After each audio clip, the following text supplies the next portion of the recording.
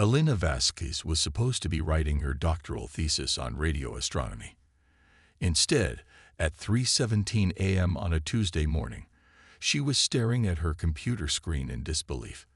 The small observatory she'd built in her parents' backyard in rural New Mexico, a project her academic advisors had called charmingly obsolete, had picked up something impossible. "This can't be right," she muttered, running another analysis on the signal. For the 7th time, the results came back the same. The pattern was unmistakable, complex, structured, and definitely not natural. She'd been monitoring a seemingly empty section of space near the Kepler 442 system when her equipment detected it, a repeating sequence that defied every known natural phenomenon. With trembling fingers, Elena reached for her phone and called the only person who might believe her. "Professor Chen, it's Elena. I know it's late, but I think I found something." Within 48 hours, Elena's discovery had spiraled far beyond her control. Her small observatory was now crowded with equipment and people from NASA, the SETI Institute, and 3 different universities. Professor Chen, her gray-haired mentor, who had always supported her unorthodox research methods, stood beside her as government officials scrutinized her data. "Play it again," requested Dr. Martinson from NASA, his expression unreadable. Elena activated the audio translation of the signal, a haunting, rhythmic sequence that filled the room. Not quite music, not quite language, but something that felt intentional. "And you detected this with this equipment." Dr. Martinson gestured around at Elena's modest setup, not bothering to hide his skepticism. "Sometimes the simplest tools catch what the complex ones miss," Professor Chen interjected. "Elena designed her receiver to detect frequencies our larger observatories filter out as noise." Dr. Martinson nodded reluctantly. "Well, whatever you built, it picked up something extraordinary. The signal contains embedded mathematical sequences that cannot be explained by any natural phenomenon." Elena felt a surge of validation, quickly followed by fear. "So it's artificial. Alien." "Yes," Dr. Martinson confirmed. "And based on signal strength and directionality. It wasn't meant for us to hear." The revelation stunned the room into silence. 3 months later, Elena found herself at the United Nations headquarters in New York, seated beside Professor Chen as representatives from every major space agency presented their findings on what the world now called the Kepler signal. Dr. Sarah Kim, head of the International Signal Analysis Team, stood before the assembly.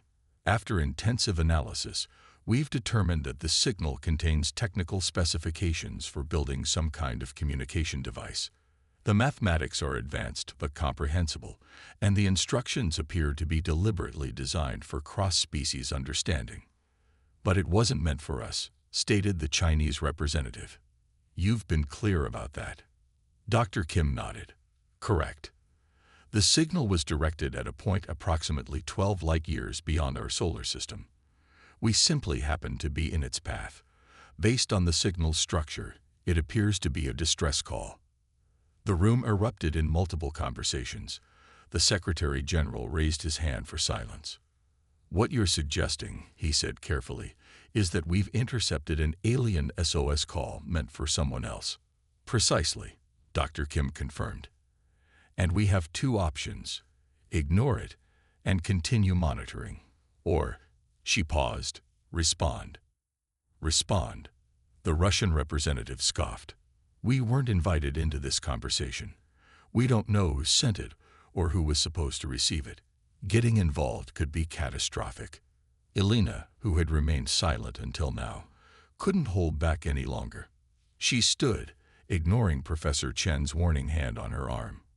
"With all due respect," she said, her voice echoing in the suddenly quiet chamber, "if someone is in distress and we have the ability to help, don't we have an obligation to try? Whatever species sent this signal, they're intelligent enough to communicate across the stars. They're beings with consciousness, possibly in danger." "Ms. Vasquez," the Secretary General acknowledged, "your discovery has been invaluable, but this is now a matter of global security. It's a matter of humanity, Elena countered. What does it say about us if our first action upon hearing another species in distress is to pretend we didn't hear them? Despite fierce opposition, a narrow vote authorized Project Response, a global initiative to build the device specified in the alien signal and transmit a reply. Elena's impassioned plea had swayed enough representatives to give humanity's first contact a chance. The device itself defied conventional understanding. Engineers from 17 countries worked around the clock to interpret the specifications, using materials that pushed the boundaries of Earth's manufacturing capabilities. It's like they provided instructions that would work with almost any civilization's technology. Dr. Hiroshi Tanaka, the project's lead engineer, explained during a progress briefing. The design adapts to the builder's capabilities. Brilliant, really. Elena had been granted a position on the core team, her unique perspective valued despite her youth and relative inexperience. As she watched the device take shape in a specialized facility in Geneva, she couldn't help but feel both wonder and apprehension. Having second thoughts, Professor Chen asked, finding her alone one evening, staring at the half-completed communication array. Not about responding, Elena said, but I keep wondering, what if they're not what we expect? What if we can't understand each other at all? The professor nodded thoughtfully. The greatest achievement of science isn't knowledge. It's the admission of ignorance followed by the courage to discover anyway. 3 weeks later, the device was complete. A circular array of crystalline structures surrounding a central chamber filled with a substance that seemed to shift between solid and gas states. It consumed enormous power, but produced no heat, violating several laws of thermodynamics in ways that both delighted and disturbed the scientists monitoring it. The day of activation arrived with little fanfare, a deliberate decision to avoid public panic. Only essential personnel were present, including Elena, who insisted on being there despite security concerns. Powering up in 3, 2, 1. Dr. Tanaka initiated the sequence. For several seconds, nothing happened. Then, the crystalline structures began to glow with an internal light that seemed to bend in impossible ways. The central chamber pulsed with energy, and a low hum filled the room, not through their ears, but seemingly directly in their minds. Signal transmission confirmed, reported a technician. Message away. They had sent a simple response, mathematical acknowledgement of the received signal, confirmation that they had built the device as instructed, and an expression of willingness to help, encoded in the same mathematical language the aliens had used. No one expected an immediate reply. The signal origin was at least 8 light-years away. They prepared for a years-long wait. Instead, the response came 3 minutes later. The device flared with blinding intensity. The central chamber expanded impossibly, the gas-like substance swirling into a vortex. Before anyone could react, the vortex stabilized into what appeared to be a window, or perhaps a screen, showing a being that defied human expectation. It resembled an elongated diamond made of shifting, translucent tissue. Ribbons of bioluminescent material flowed through its body in complex patterns. When it communicated, the patterns flashed in sequences that the device somehow translated into English. Unexpected receivers. Identity confirm. The room froze. Dr. Tanaka looked to Elena, who stepped forward on instinct. We are humans from planet Earth. We intercepted your signal and built the device you described. You appear to be in distress. Can we help? The alien's lights pulsed rapidly, what might have been surprise or confusion. Primitive technology system detected. Quantum capabilities unexpected. How intercept targeted beam?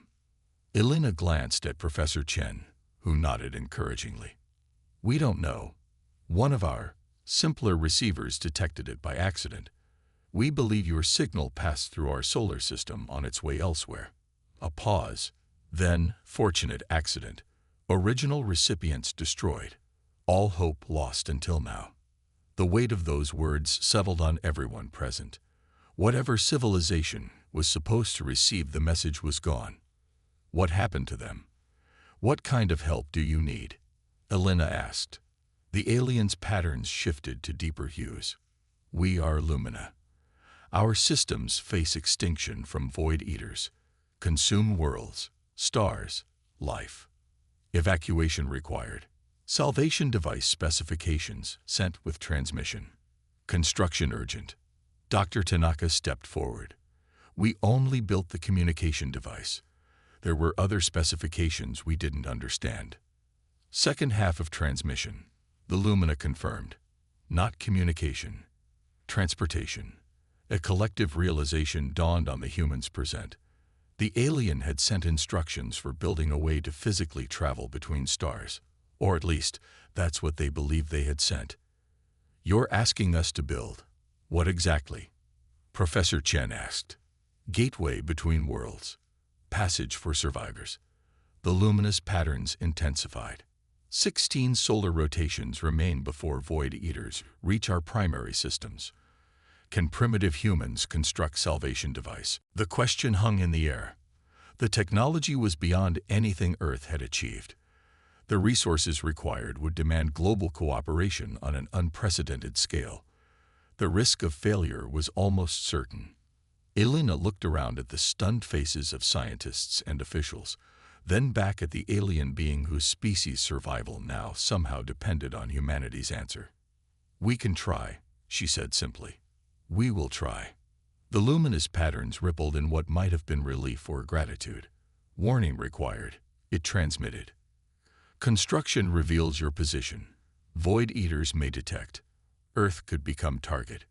A chill ran through the room. They weren't just being asked to help save another species. They were potentially putting their own planet at risk. How long until these void eaters could reach Earth if they detected us? Asked a military official who had remained silent until now. Unknown. Decades, perhaps centuries by your time measurement. But inevitable once marked. Professor Chen cleared his throat. I think we need to discuss this with our world leaders before. No, Elena interrupted, surprising herself with her certainty. If we wait for every government to agree, these people will die. We already voted to respond. We already committed to help. Ms. Vasquez, the military official warned, you don't have the authority to make this decision for the entire planet. I'm not, Elena replied, her voice steady. I'm making it for myself. I'll help build this gateway, with or without official sanction. Because that's what humans do. We help when we can. The luminous pattern swirled with increased intensity. Curious species, humans. Primitive technology, but advanced ethics. Rare combination in cosmos. Professor Chen stepped forward to stand beside Elena. She's right. We can't turn our backs now. One by one, others in the room nodded their agreement. Very well, said Dr. Tanaka. Let's see these specifications for your gateway. But understand, we make no promises we can build it in time. Understanding confirmed, the Lumina responded. Transmission begins. As complex schematics began flowing through the communication device, displaying on nearby screens, Elena felt a mixture of terror and exhilaration. Humanity had just volunteered for its first cosmic rescue mission, a task that might save an alien civilization or doom their own. But in that moment, seeing the determination on the faces around her, Elena knew she had never been prouder to be human. News of the alien contact spread worldwide, despite attempts to maintain secrecy. Humanity's response was predictably chaotic. Religious upheaval, conspiracy theories, market crashes, and celebrations all happening simultaneously across the globe. But amid the chaos, something unprecedented emerged. A singular purpose that transcended national borders, ideological differences, and historical enmities. The Lumina Gateway project became humanity's greatest collaborative effort. Construction sites were established on 6 continents, with thousands of engineers and scientists working in parallel to solve problems no human had ever encountered before. Resources poured in from countries that had been enemies for generations. Knowledge was shared freely. The blueprints provided by the Lumina were complex beyond Earth's current understanding, yet somehow accessible enough that human scientists could grasp the underlying principles. Elena Vasquez found herself at the center of it all, not because of scientific brilliance, but because of her unique connection to the Lumina. The aliens seemed to trust her, communicating through the original device whenever coordination was needed. They respond to your authenticity, Professor Chen told her one night as they reviewed progress reports in the Geneva Command Center. You spoke from your heart when you first answered them. That matters more than you realize. 6 months into the project, the first major obstacle emerged. The gateway required a material the Lumina called quantum-resilient substrate, something that didn't exist on Earth and couldn't be synthesized with available technology. During an emergency communication session, Elena faced the shimmering form of the Lumina representative, now identified as Navigator Zeal. Without this material, the gateway will collapse during activation, she explained, frustration evident in her voice. We've tried every alternative our scientists can imagine. Zeal's patterns shifted into what Elena had come to recognize as contemplative mode. Curious. Original calculations incorporated your world's elemental composition. Alternative should exist. Professor Chen, who had been listening quietly, suddenly straightened. Wait, they designed this gateway specifically with Earth in mind. I thought these were standard instructions sent to any potentially helpful civilization. Affirmative, Zeal confirmed. Signal adapts to receiver world. Customizes specifications to available elements. Then we're missing something, Elena realized. Something that should be obvious. That night, she couldn't sleep. Instead, she wandered through the facility until she found herself in the materials lab.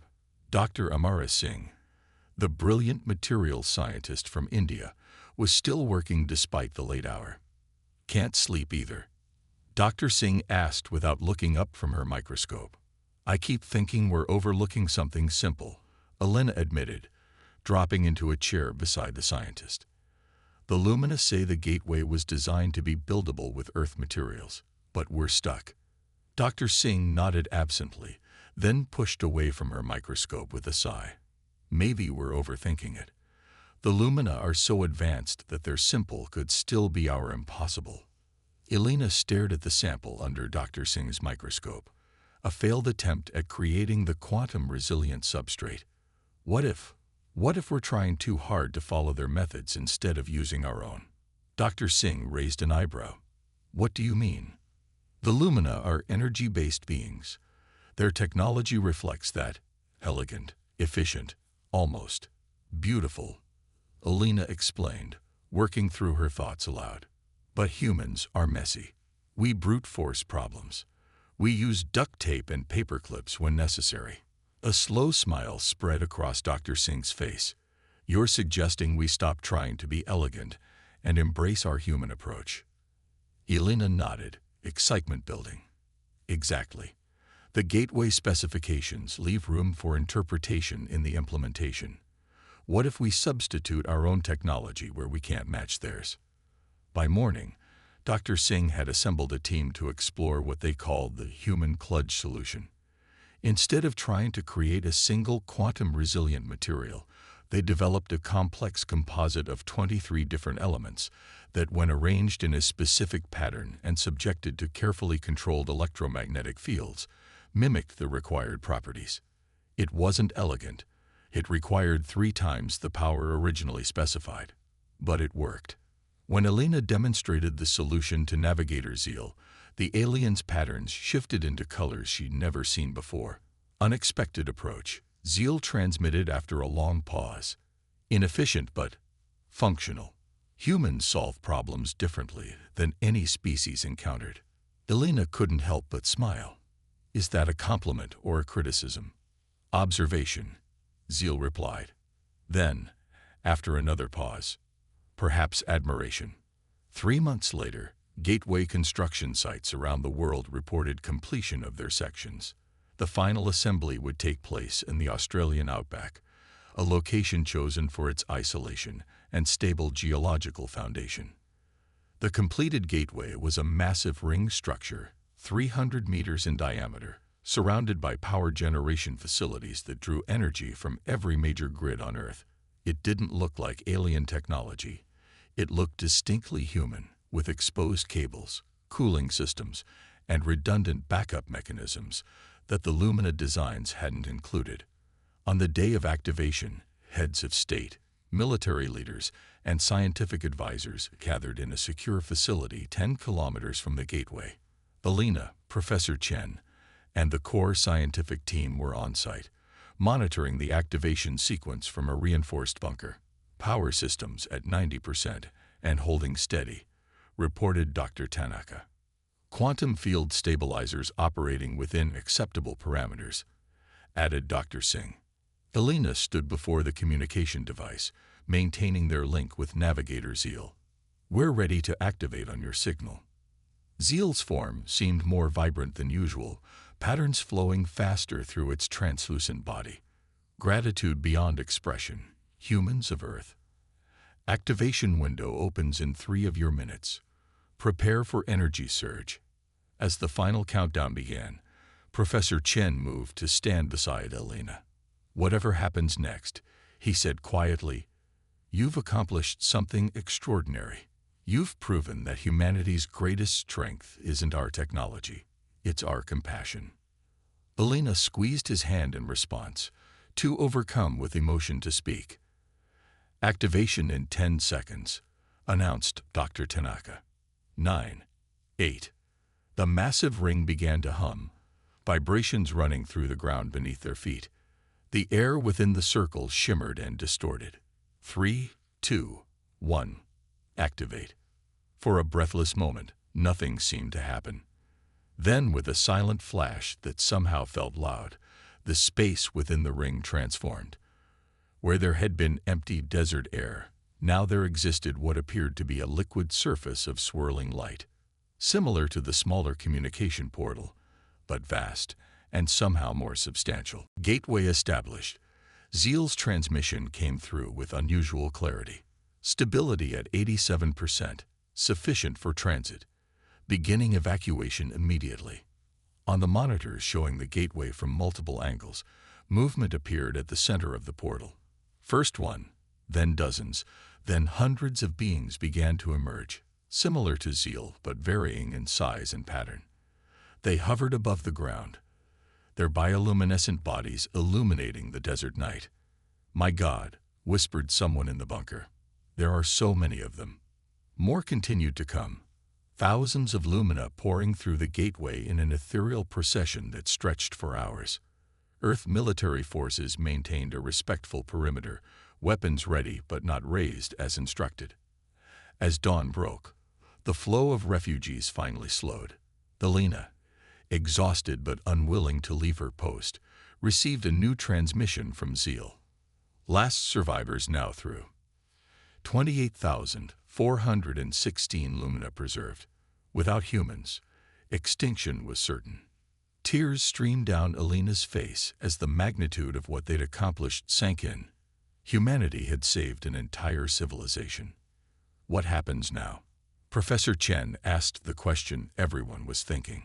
Zeal's patterns formed what Elena had learned was their equivalent of solemnity. Now we bring mourning and offer proposal. The bunker fell silent. Void Eaters detected gateway activation. Earth position now known to them. Their approach begins. Military officials immediately began barking orders into communication devices. Panic threatened to break the room's composure. How long do we have? Demanded the Australian Defence Minister. By fastest projection, 78 of your years, Zeal responded. Sufficient time if action begins now. Action. What action? Elena asked.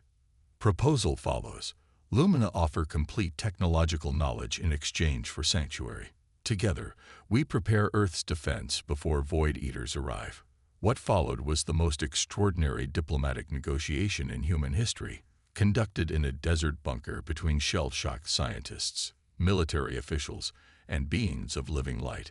The terms were surprisingly straightforward. The Lumina would share their knowledge gradually, helping humanity advance without destabilizing Earth's societies. In return, They would establish settlements in Earth's uninhabited regions and upper atmosphere, where their energy-based physiology was most comfortable. Most importantly, they would help design defenses against the Void Eaters, a threat that had destroyed dozens of advanced civilizations across the galaxy. 1 year later, Elena stood on the observation deck of Harmony Station, the first joint human-Lumina facility, constructed in Earth orbit. Beside her, Navigator Zeal's familiar form pulsed gently. Initial defense grid simulations showed 92% effectiveness, Zeal reported. Combined approach superior to either human or Lumina method alone. Elena smiled, gazing down at the blue planet below. Already, subtle changes were visible from space. Renewable energy installations that incorporated Lumina efficiency principles, atmospheric cleansing facilities that addressed Earth's climate crisis as a side benefit of preparing for Lumina settlement. "We're stronger together than apart," Elena observed. "Your elegance, our scrappiness." "Accurate assessment," Zeal agreed. "Void Eaters have never encountered joint species resistance. Strategic advantage significant." "You know what's ironic?" Elena said after a comfortable silence. "If your original signal had reached its intended recipient, those other aliens, the Meridian Alliance," Zeal supplied. "Right them. If they had received your distress call instead of us, you might have been rescued more efficiently, but Earth would have remained unaware of the broader galaxy. We would have been defenseless when the Void Eaters eventually found us." Zeal's patterns formed what Elena now recognized as their version of amusement, cosmic coincidence, or perhaps purpose. "You're getting philosophical on me," Elena teased. "Learning from humans. You excel at meaning-making amid chaos." Below them, night fell across Asia, city lights blending with the new glow of Lumina settlements in the Himalayan highlands, places once uninhabitable by humans, but perfect for beings of light and energy. "The signal wasn't meant for us," Elena mused, "but maybe we were meant to receive it anyway." Professor Chen's voice came from behind them as he entered the observation deck. "The universe rarely makes mistakes of that magnitude. Perhaps the most important messages find exactly who needs to hear them." Zeal's patterns shifted to acknowledge the professor's arrival. "Quantum entanglement operates beyond conventional understanding. Signal seeks resonant receiver." "Are you suggesting some cosmic force guided your distress call to us specifically?" Elena asked, eyebrow raised.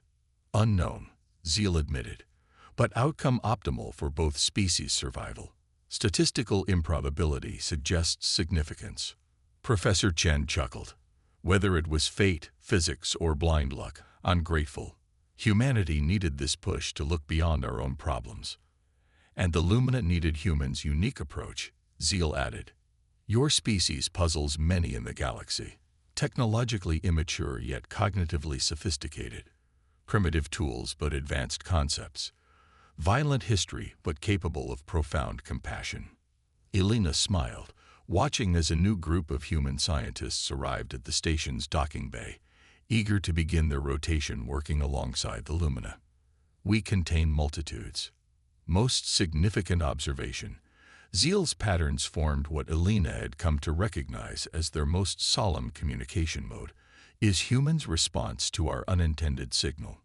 Many advanced species would ignore. Most would analyze only. Few would act. None we know would risk their world for strangers. The three stood in companionable silence, watching Earth turn slowly beneath them, a blue jewel in the darkness, now home to two intelligent species preparing together for a threat still decades away. "Navigator," Professor Chen said finally, "your people sent a message into the void hoping for rescue. Instead, you found partners. I think that's a fair exchange." Zeal's patterns formed the Lumina equivalent of agreement. The signal was not for humans, but perhaps humans were for the signal. As new defense satellites came online in Earth's orbit, their designs a perfect blend of human ingenuity and Lumina elegance, Elena couldn't help but think that whatever cosmic accident had brought their species together, the universe would never be the same. Neither species had been prepared for first contact. Neither had fully understood what they were getting into when that first transmission was exchanged. But together, they had created something new, a partnership that might just be powerful enough to face the darkness coming toward them. Because that's what humans do when they hear a call for help, even one not meant for their ears. They answer, and in answering, they change everything.